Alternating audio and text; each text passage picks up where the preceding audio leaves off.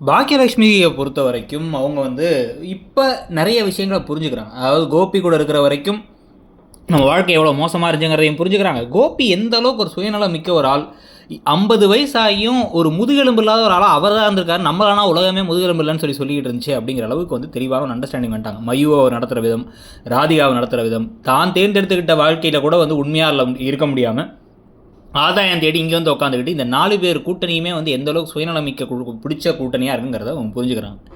இது நடுவில் தான் வந்து பார்த்திங்க அப்படின்னா வந்து இனிமேல் என்னை விட்டு நீ போகக்கூடாது, எங்கள் கூட தான் இருக்கணும் அப்படின்னு சொல்லிட்டு ஒரு சத்தியத்தை வாங்கிட்டு இப்போ கூட்டு வராங்க. ஊர்லேருந்து வந்து கிளம்பி ஈஸ்வரி இங்கே வந்து பார்க்கும்பொழுது கோபிக்கு ஒரு ஷாக் இருக்க போது, ஈஸ்வரிக்கு சந்தோஷமாக இருக்க போது. என்ன ராதிகா வீட்டையே காலி பண்ணியிருக்க போகிறாங்க. காலி பண்ணிவிட்டு அவங்க கிளம்பி அவங்க சொந்த வீட்டுக்கே போகிறாங்க. நான் அந்த ஏரியாவில் இல்லை, இங்கே இருந்தால் தானே அந்த பிரச்சனை அப்படின்னு சொல்லிட்டு போக. இப்போ இந்த சமயத்தில் கோபியும் வந்து லைட்டாக சரி ஓகே அப்படியே வந்து அவள் தான் போனது போயாச்சு, இந்த பக்கம் பாக்கியாட்ட தான் நல்லா சாப்பாடாச்சும் கிடைக்கும், பேசாமல் பாக்கியா கூட இருந்துடலாமா, பாக்கியா வேறு நம்ம நினச்ச மாதிரி இப்போ இங்கிலீஷும் கற்றுக்கிட்டு பிஸ்னஸ் எல்லாம் பண்ணிகிட்டு இருக்காங்க, இந்த பக்கம் செட்டில் ஆகலாமா அப்படின்னு யோசிச்சுட்டு இருக்கும் பொழுது பழனிசாமியோட கம்பேக் இருக்கணுங்கிறத பல தடவை சொல்லிட்டோம்.